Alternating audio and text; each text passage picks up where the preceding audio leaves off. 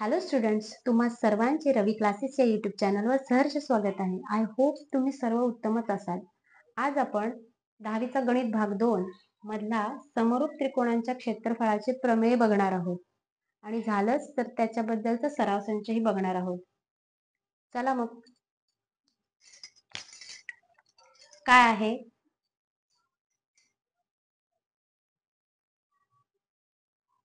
समरूप त्रिकोणांच्या क्षेत्रफळाचे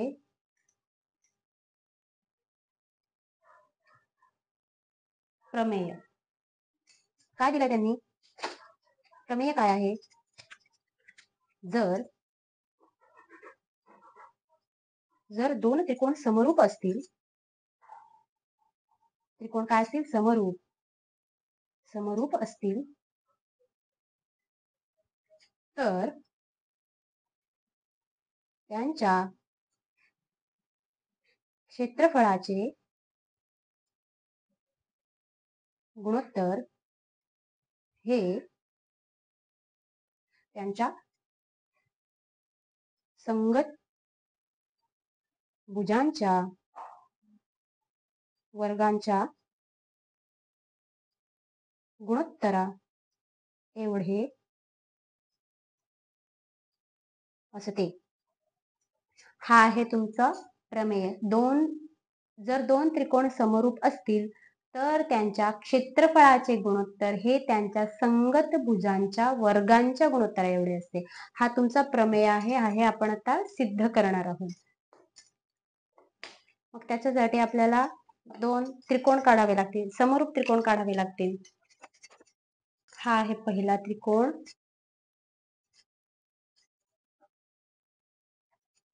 हा घेऊया आपण दुसरा त्रिकोण. ओके, पहिल्या त्रिकोणाला नाव काय आहे? A B C. त्रिकोण ए बी सी. आणि त्रिकोण दुसरा कुठला आहे? P Q R. त्रिकोण ए बी सी आणि त्रिकोण पी क्यू आर हे कसे आहेत? समरूप दाखवलेले आहेत. समरूप दाखवलेत म्हणजे समरूप त्रिकोणांचे कोण कसे असतात? एकरूप असतात. म्हणून कोण बी एकरूप कोण क्यू व कोण सी एकरूप कोण आर असेल. कोण ए एकरूप कोण पी असेल. समरूप त्रिकोणांचे सर्व कोण एकरूप असतात. हे दोन त्रिकोण दिलेत.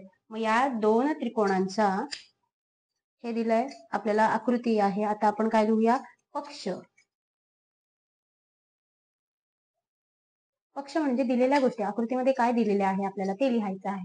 म्हणून त्रिकोण ए बी सी समरूप दाखवलाय त्रिकोण पी क्यू आर ला. त्रिकोण ए बी सी त्रिकोण पी क्यू आर समरूप आहेत व इथं काय टाकलेलं आहे? लंब टाकलेला आहे. त्रिकोण ए बी सी मध्ये एडी हा काय आहे? लंब आहे. त्रिकोण पी क्यू आर मध्ये पी एस हा काय आहे? लंब आहे. मग तेच लिहायचे, जे दिले तेच लिहूया आपण.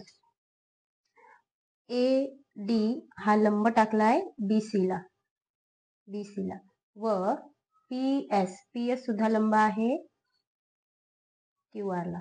हा आहे पक्ष. पक्ष म्हणजे जे आपल्याला दिलेल्या गोष्टी आहेत तेच आपण लिहू शकतो पक्षात. नंतर आहे साध्य. काय साध्य करायचंय आपल्याला? त्रिकोण ए बी सी च क्षेत्रफळ व त्रिकोण पी क्यू आर च क्षेत्रफळ यांचं गुणोत्तर हे त्यांच्या संगत भुजा म्हणजे बाजू, संगत भुजांच्या वर्गांच्या गुणोत्तर एवढे असते. त्रिकोण एबीसी ची भुजा म्हणजे बाजू काय आहेत? ए बी, ए सी आणि बी सी या भुजा आहेत. म्हणून ए बी, बी सी आणि ए सी या भुजा आहेत. व पीक्यूआरच्या कुठल्या भुजा आहेत?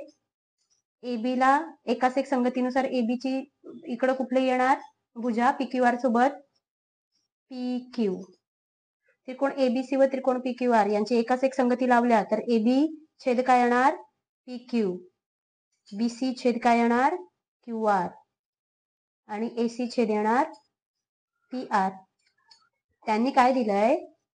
जर दोन त्रिकोण हे दोन्ही त्रिकोण समरूप असतील तर त्यांच्या क्षेत्रफळाचे हे क्षेत्रफळाचे गुणोत्तर हे त्यांच्या म्हणजे या दोन्ही त्रिकोणांच्या संगत भुजा कुठल्या आहेत? A B B C. AC ची एकाच एक संगती झाल्यावर कुठली भुजा येईल? पी क्यू क्यू आर आणि पी आर. त्यांच्या वर्गांच्या गुणोत्तर एवढे असते. वर्ग कुठे आले? वर्ग त्यांच्या वर्गांच्या गुणोत्तरा एवढे असते. हे आपल्याला साध्य करायचे, हे सिद्ध करून दाखवायचं आहे. पक्ष मिळाला, साध्य मिळाला. आता काय आहे? सिद्धता. ह्याच्यात रचना वगैरे काही करायची नाही, त्यांनी ऑलरेडी दिली. सिद्धतेमध्ये समजा आपल्याला दिलेल्या गोष्टी काय आहेत? त्रिकोण ए बी सी छेद एरिया ऑफ त्रिकोण पी क्यू आर. आता दोन त्रिकोणांच्या क्षेत्रफळाच्या गुणोत्तर काय आहे? दोन त्रिकोणांच्या क्षेत्रफळाचे गुणोत्तर हे त्यांच्या पाया व संगत उंची यांच्या गुणाकाराच्या गुणोत्तर एवढे असते. आता त्रिकोण एबीसी चा पाया काय आहे? बीसी. बीसी व त्रिकोण एबीसी ची उंची काय आहे? एडी आहे. एडी म्हणून बीसी गुणिले एडी. इथे लंब टाकलाय म्हणून ही काय असेल? उंची असेल. मग त्रिकोण एबीसी चा पाया बीसी गुणिले त्रिकोण एबीसी ची उंची एडी यांच्या गुणाकाराचे गुणोत्तर एवढे असते. म्हणजे पी क्यू आरचा सुद्धा पाया गुणिले उंची येणार. पाया काय आहे? क्यू आर गुणिले उंची असणार आहे पी एस. हे तुमचं समीकरण 1. ठीक आहे. समीकरण 1 समजलं. दोन्ही त्रिकोणांच्या क्षेत्रफळाचे गुणोत्तर आपण घेतलेले आहे. हे त्यांच्या पाया व संगत उंचीच्या गुणाकाराच्या गुणोत्तरा एवढे असते. हे आपला पहिला समीकरण आहे, याच्यामध्ये मिळालेलं आहे. आता आपण काय करूया? या दोन्ही त्रिकोणांच्या गुणोत्तर घेतलेले, क्षेत्रफळाचे गुणोत्तर घेतले. आता मी काय करते? हा एक त्रिकोण पकडते, त्रिकोण ए बी डी व त्रिकोण पी क्यू एस. हे दोन त्रिकोण पकडते. एबीसी नाही घेते, छोटे त्रिकोण पकडते. हा त्रिकोण 1 आणि हा त्रिकोण 2. या दोघांमध्ये आपण बघणार आहोत. आता काय करूया? त्रिकोण ए बी डी व त्रिकोण पी क्यू एस या दोन्ही त्रिकोणांमध्ये काय आहे? कोण A B D. A B D हा एकरूप आहेत कोण पी क्यू एस ला. कोण पी क्यू एस ला कशावरून?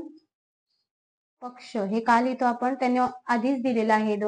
बी आणि क्यू हे आधीच समरूप एकरूप दाखवलेले आहे, त्यामुळे हे एकरूप दाखवले आपण, पक्षावरून लिहिले. आता कोण A D B. A D बी एकरूप कोण P S Q. P S Q हे का लिहितो? कशावरून लिहितो? कारण काय आहे? पक्ष किंवा प्रत्येकी 90 अंश. प्रत्येकी 90 अंश म्हणून. मग आता कुठल्या कसोटीनुसार? कोको कसोटीनुसार. कुठली कसोटी? कोको कसोटीनुसार हे दोन्ही त्रिकोण कसे येणार? समरूप येणार. म्हणून कोको कसोटीनुसार आपण काय लिहू शकतो? त्रिकोण ए बी डी व त्रिकोण पी क्यू एस हे दोन्ही कसे येतील? समरूप येणार. मग समरूप त्रिकोणांच्या बाजू कशा असतात? प्रमाणात विभागतात. तेच लिहायचं आपल्याला, म्हणून मग पुढं पाठीमागे लिहिते. त्रिकोण ए बी डी समरूप त्रिकोण पी क्यू एस हे दोन्ही त्रिकोण कसे येतील? हा त्रिकोण आणि हा त्रिकोण समरूप आहे. मग त्यानुसार त्यांच्या बाजू प्रमाणात विभागतात. म्हणून ए बी छेद पी क्यू व एडी छेद पी एस लिहू शकतो.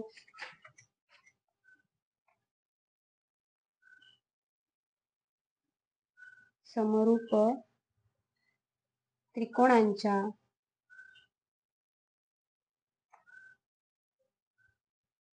संगत बाजू कशा करतात?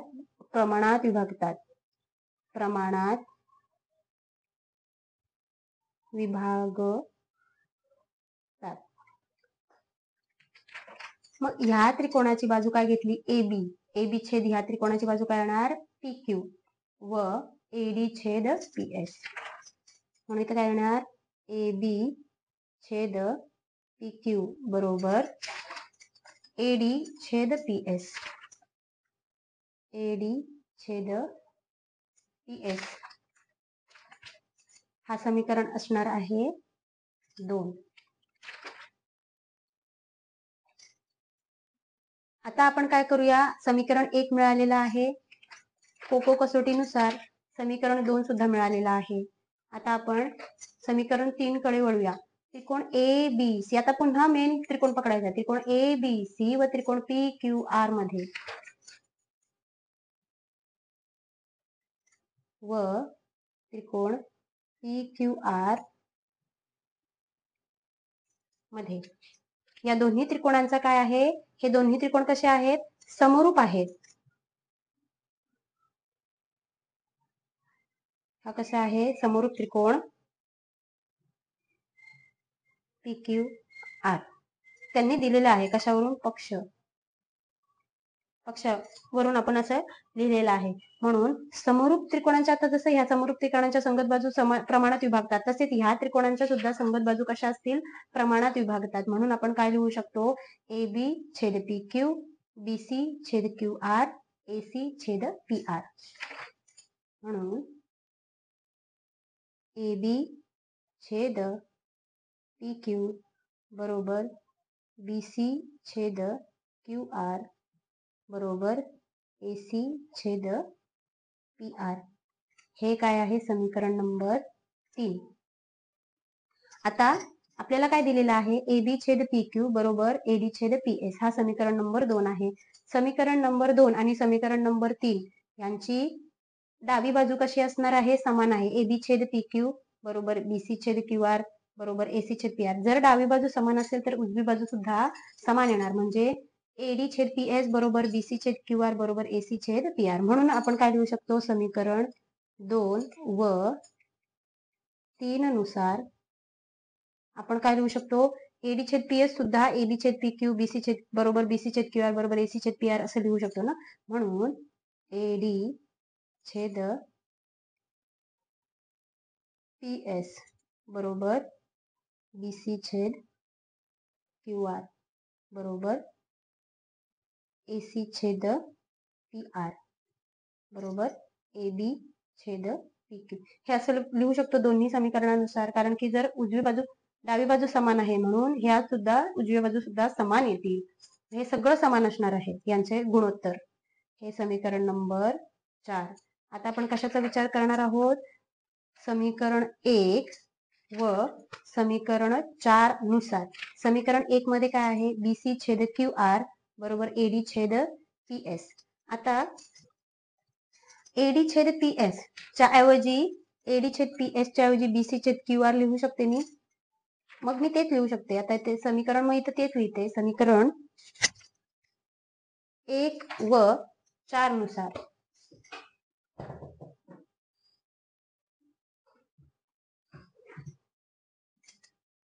समीकरण 1 व 4 नुसार त्रिकोण ए बी सी च क्षेत्रफळ छेद त्रिकोण पी क्यू आर च क्षेत्रफळ बरोबर काय इथे लिहिलेलं, बी सी छेद क्यू आर गुणिले एडी छेद पी एस. बी सी छेद क्यू आर गुणिले एडी छेद पी एस. आता मी एडी छेद पी एस च्या ऐवजी बी सी छेद क्यू आर लिहू शकते बरोबर बी सी छेद क्यू आर गुणिले बी सी छेद क्यू आर. आता बीसी किती वेळा आहे, बीसी गुणिले बीसी बरोबर बीसीचा वर्ग. म्हणून मी काय लिहिणार इथं, बीसी चा वर्ग छेद क्यू आर गुणिले क्यू आर बरोबर क्यू आर चा सुद्धा वर्ग, क्यू आर चा वर्ग. जर बीसी छेद क्यू आर बरोबर एसी छेद पी आर असेल तर बीसी वर्ग छेद क्यू आर वर्ग बरोबर एसी वर्ग छेद पी आर वर्ग असेल बरोबर एबी वर्ग छेद क्यू आर पी क्यू वर्ग असं सुद्धा असू शकते. म्हणून मी काय लिहू शकते, म्हणून त्रिकोण ए बी सी छेद त्रिकोण पी क्यू आर च्या क्षेत्रफळाचे गुणोत्तर बरोबर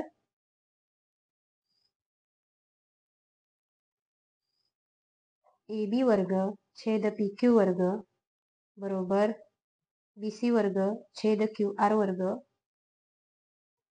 बरोबर AC वर्ग छेद PR वर्ग असं आपण लिहू शकतो. हे आपण सिद्ध केलंय. हेच आपल्याला साध्य पाहिजे होतं. समजलं?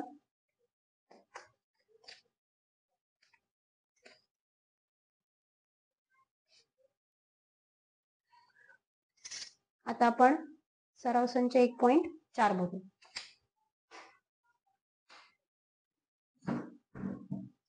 आता आपला सराव संच 1.4 सुरू होते. काय दिलंय त्यांनी? दोन समरूप त्रिकोण दिलाय. त्या त्रिकोणांच्या संगत बाजूंचे गुणोत्तर 3:5 दिलेले आहे. तर त्यांच्या क्षेत्रफळाचे गुणोत्तर काढायला सांगितलंय. मग पहिला प्रश्न आहे त्याचं उत्तर बघूया. पहिला प्रश्न दिलेला आहे, दोन समरूप त्रिकोण दिलेले आहेत. मग समजा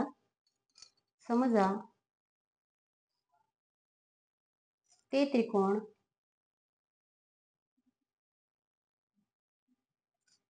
ABC व त्रिकोण PQR मानू.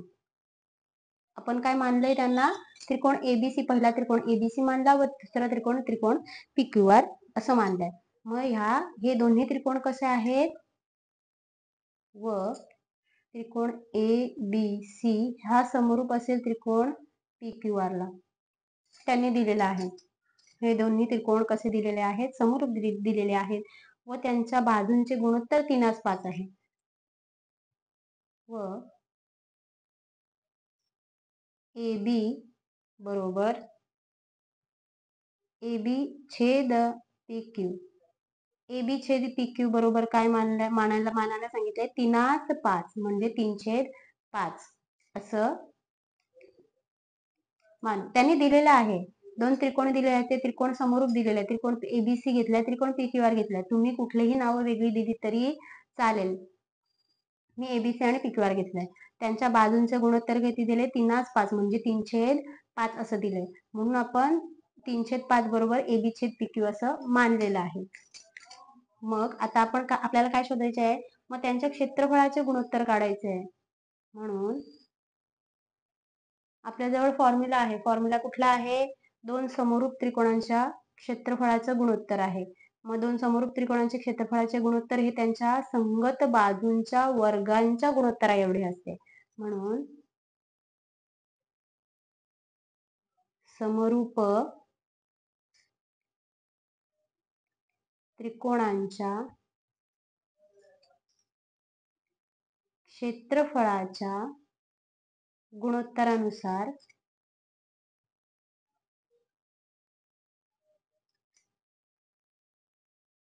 मी काय लिहू शकते? आपण काय लिहू शकतो? एरिया ऑफ ABC त्रिकोण PQR चं क्षेत्रफळ यांचं म्हणजे त्रिकोण ABC व त्रिकोण PQR यांच्या क्षेत्रफळाचे गुणोत्तर बरोबर दोन समरूप त्रिकोणांच्या क्षेत्रफळाचे गुणोत्तर हे त्यांच्या संगत बाजूच्या वर्गांच्या गुणोत्तर एवढे. संगत बाजू काय दिलं? या दोन्ही त्रिकोणांची संगत बाजू AB आणि PQ यांच्या वर्गांच्या गुणोत्तर एवढे असते. मग AB चा किंमत किती आहे? 3चा वर्ग छेद PQ ची किंमत किती दिलेली आहे? 5चा वर्ग 3चा वर्ग 9 5चा वर्ग 25. मग काय येणार? Area of triangle ABC divided by area of triangle PQR is equal to 9/25.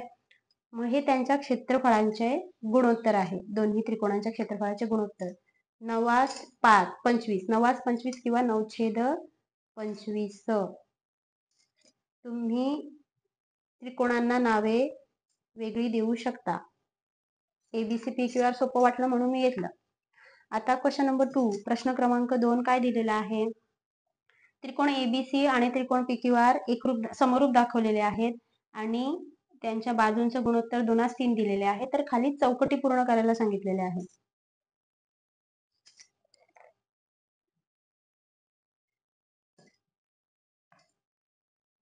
त्रिकोण प्रश्न लिहत नाहीये, प्रश्न लिहून घ्या तुम्ही. त्रिकोण ABC च क्षेत्रफळ छेद त्रिकोण पी क्यू आर च क्षेत्रफळ बरोबर ए बी वर्ग छेद बरोबर 2चा वर्ग छेद 3चा वर्ग. मग उत्तर काय येईल ते लिहायचं आहे आपल्याला. त्यांनी काय दिलाय त्रिकोण ABC त्रिकोण ABC हा समरूप आहे त्रिकोण PQR ला. हे दोन्ही त्रिकोण कसे दाखवलेले आहेत समरूप दाखवलेले आहेत व AB स PQ किती दिलेली आहे किंमत 2:3 ही किंमत दिलेली आहे. त्रिकोण ABC आणि त्रिकोण PQR समरूप दाखवलाय व AB PQ बरोबर 2:3. मग आपण कुठला वापरायचा आहे गुणधर्म दोन समरूप त्रिकोणांच्या क्षेत्रफळाचं गुणोत्तर हे त्यांच्या संगत बाजूंच्या वर्गांच्या गुणोत्तरा एवढे असते. मग AB ची बाजू त्रिकोण ABC ची बाजू AB घेतली मग त्रिकोण PQR ची बाजू कुठली येणार PQ येणार. एकाच एक संगतीनुसार बाजू पकडायच्या आहेत. मग AB छेद काय येणार PQ. AB चा वर्ग छेद PQ चा सुद्धा वर्ग येणार. मग इथं काय PQ चा वर्ग AB ची किंमत आहे 2. मग इथं 2चा वर्ग घेतलेला आहे. PQ ची काय दिलेले आहे 3. 3चा वर्ग 2चा वर्ग काय येणार आहे 4 आणि 3चा वर्ग 9. हे तुमचं उत्तर असणार आहे. आता प्रश्न क्रमांक 3 बघूया. त्यांनी काय दिलेलं आहे त्रिकोण ABC व त्रिकोण PQR समरूप दाखवलेले आहे. ABC समरूप PQR एरिया दिलेला आहे ABC चा 80 व PQR चा एरिया किती दिलेला आहे 125. मग आपल्याला चौकटी पूर्ण करायच्या आहेत. त्रिकोण ABC चा एरिया इथं कुठला येईल त्रिकोण चौकट दिलेली आहे याच्यामध्ये आपल्याला लिहायचं आहे बरोबर 80 छेद 125 म्हणून AB छेद PQ.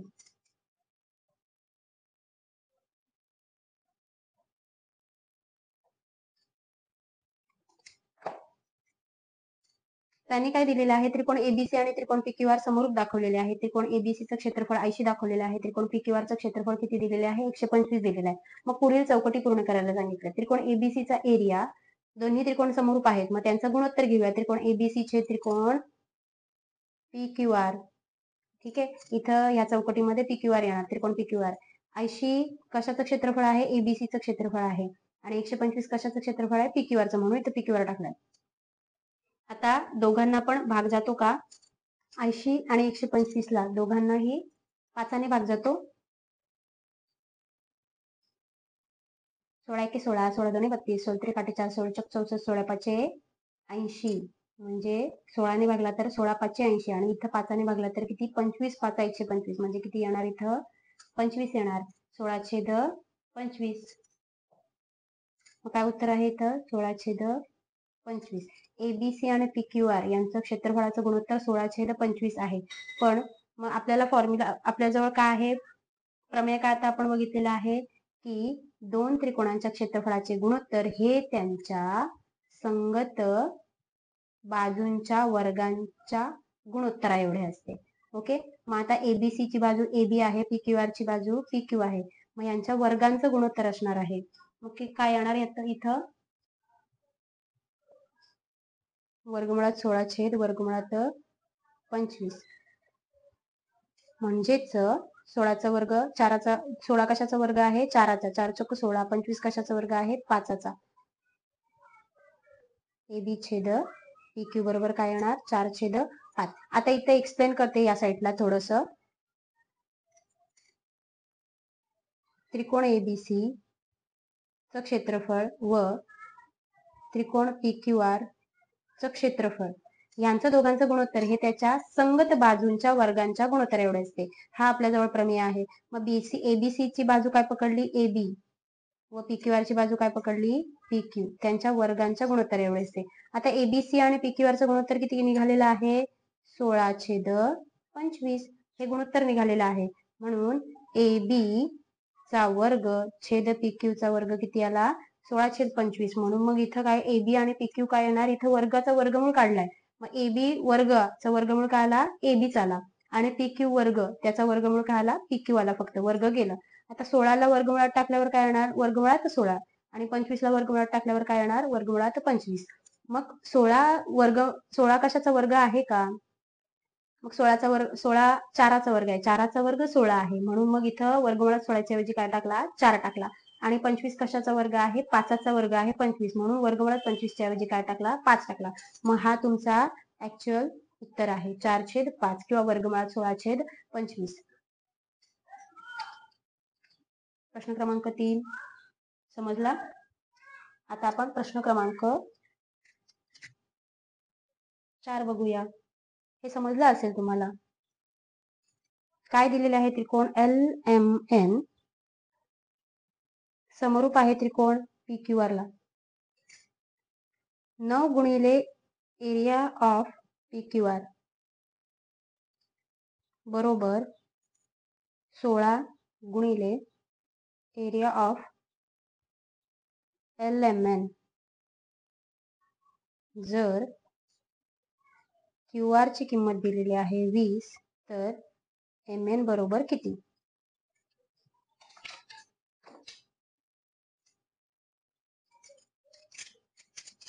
त्यांनी काय दिलंय, त्रिकोण LMN दिलेल्या माहितीनुसार, माहिती दिलेली काय, त्रिकोण LMN समरूप आहे त्रिकोण PQR ला, व 9 गुणिले एरिया ऑफ PQR बरोबर 16 गुणिले एरिया ऑफ LMN.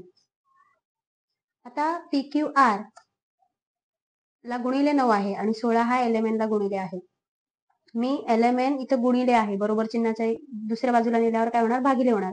म्हणून एरिया ऑफ PQR त्रिकोण ट्रायंगल लिहायला विसरली, PQR छेद हा गुणिलेचा इकडे काय होणार, भागिले होणार, LMN. 16 त्याच्या जागी बरोबर ठेवायचे. आता 9 गुणिले आहे, इकडे आल्यावर काय होणार, भागिले 16 आणि 9. LMN छेद PQR छेद LMN बरोबर किती आलं, 16/9 आलं. मग आपल्याला काय दिलंय, हे दोन्ही त्रिकोण समरूप आहेत आणि समरूप त्रिकोणांच्या क्षेत्रफळाचे गुणोत्तर हे त्यांच्या काय असेल, संगत बाजूंच्या वर्गांच्या एवढे असते, गुणोत्तर एवढे असते.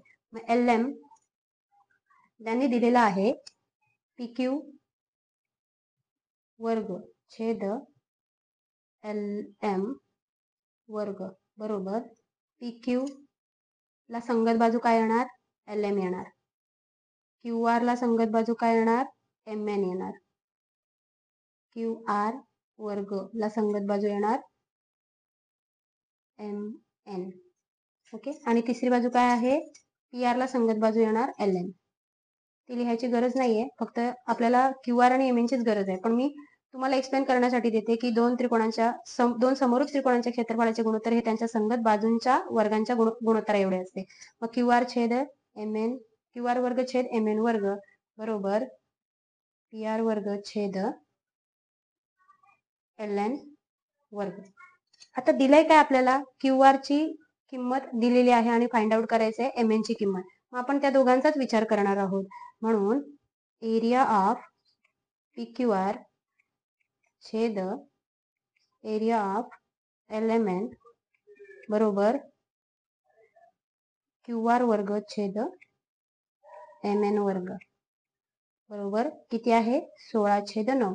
QR ची किंमत दिलेली आहे त्यांनी, QR ची किंमत दिलेली आहे 20. मग इथं काय लिहिणार मी, इथंच लिहिया 20, 20चा वर्ग छेद MN चा वर्ग बरोबर 16/9. आता MN इथं भागिले, इकडे आल्यावर काय होणार, गुणिले होणार. 20चा वर्ग 400 गुणिले 9 इथं भागिले इकडे आल्यावर होणार गुणिले mn वर्ग. 16 काय आहे गुणिले आहे इकडे आल्यावर होणार भागिले. आता इथं mn वर्ग आहे, 9 वर्ग आहे कशाचा 3चा वर्ग 9 आहे, 16 वर्ग आहे कशाचा 4चा वर्ग 16 आहे, 400 वर्ग आहे कशाचा 20चा वर्ग 400 आहे. मग आपण वर्गमूळ घेऊया. म्हणून वर्गमूळ काढू. मग काय येणार इथं mn या साईडला शिफ्ट करूया. mn वर्गाचा वर्गमूळ आला फक्त mn. 400 कशाचा वर्ग आहे 20चा म्हणून 20 लिहिलं. 9 कशाचा वर्ग आहे 3चा म्हणून 3 लिहिलं. 16 कशाचा वर्ग आहे 4चा म्हणून 4 लिहिले. आता भागाकार करायला सोपं जाईल. 4 एके 4, 4 दोन्ही 8, 4 त्रिक 12, 4 चौक 16, 4 पंचे 20, 4 एके 4, 4 पंचे 20. मग राहिलं काय 5 त्रिक 15. 15 mn ची किंमत किती आलेली आहे 15.